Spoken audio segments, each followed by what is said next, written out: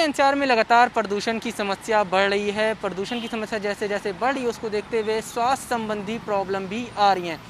इसी मुद्दे पर बात करने के लिए हमारे साथ डॉक्टर विमल मौजूद हैं जो ईएसआई हॉस्पिटल के सीएमओ भी हैं। सर, सबसे पहले तो जानना चाहेंगे कि जिस तरह से प्रदूषण बढ़ रहा है किस तरह के मरीज़ जो हैं वो अब हॉस्पिटल में ज़्यादा आ रहे हैं।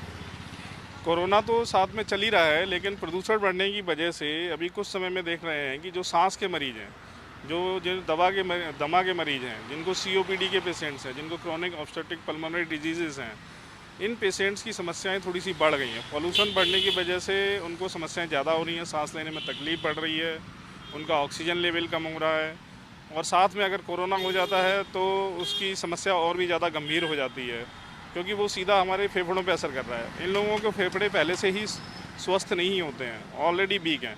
पॉल्यूशन बढ़ गया, ऑक्सीजन सैचुरेशन कम हुआ, तो वो दोनों चीज़ें मिलके एक सामंजस्य बैठाती हैं और भी ज़्यादा परेशानी बढ़ा रही हैं। सर, पिछली बार से इस बार थोड़ा सा डिफरेंट है पोल्यूशन का मामला, क्योंकि पिछली बार लोग मास्क नहीं लगाते थे।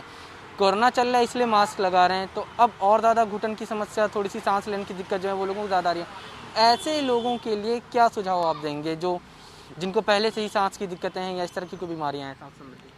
जिन लोगों को सांस लेने की परेशानी पहले से ही है, तो सबसे अच्छा तो यही है कि N95 मास्क को वो पूरे टाइम जब भी अपने घर से बाहर निकलते हैं तो यूज करते रहें। N95 मास्क आपको जहाँ तक कोरोना से बचाता है, साथ ही साथ जो बढ़ रहे पॉल्यूशन है उससे भी आपको बचा के रखेगा। तो जब भी आप बाहर निकलें, घर में निकलें, घर से बाहर पार्क में टहलने जा रहे हैं, कहीं बाहर मार्केट में जा रहे हैं, कहीं भी जा रहे हैं, जैसे अब लॉकडाउन खुल गया है तो लोगों का थोड़ा सा मूवमेंट बढ़े हैं, गाड़ियों का पॉल्यूशन भी बढ़ा है, साथ में जो हमारे आसपास के राज्य हैं वहाँ से पराली जलने की वजह से भी पॉल्यूशन में इजाफा हुआ है।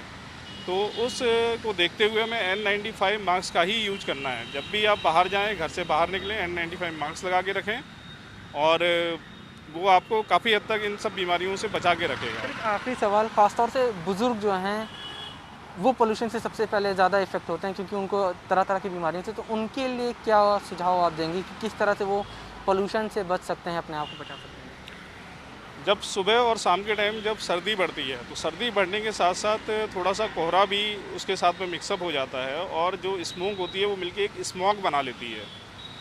तो बड़े बुजुर्गों से यही सलाह है कि वो लोग सुबह और शाम के टाइम बाहर निकलना अवॉइड करें, रात्रि में भी बाहर ना जाएं।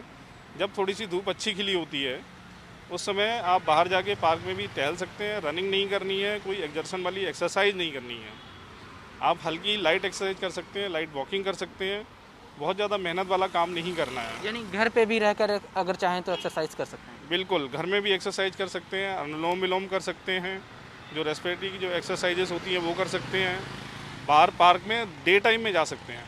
डे टाइम में यूजुअली क्या होता है, पॉल्यूशन कम हो जाता है। अच्छा, योगा का अगर बात करें तो योगा जो है वो पोल्यूशन से, अगर किसी को सांस संबंधी बीमारी है तो उसके लिए वो कौन कौन से योगा कर सकता है? क्या कोई ऐसी योगा है?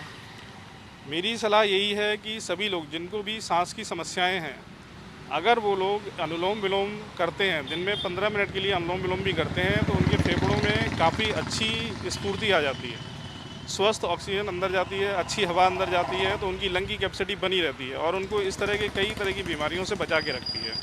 हमसे बात करने के लिए शुक्रिया। तो साफ तौर पर कोरोना भी चल रहा है और पोल्यूशन भी अब दिल्ली एनसीआर में धीरे धीरे बढ़ रहा है। ऐसे में मास्क ज़रूर लगाएं, कोरोना से भी बचाव होगा, पोल्यूशन से भी बचाव होगा। उसके अलावा जो बुज़ुर्ग लोग हैं वो सुबह और शाम में घर से बाहर निकलने से बचें और घर में ही अगर हो तो एक्सरसाइज और योगा जो हैं वो करें। कैमरा पर्सन डीके के साथ अवैध उस्मानी, भारत समाचार, दिल्ली।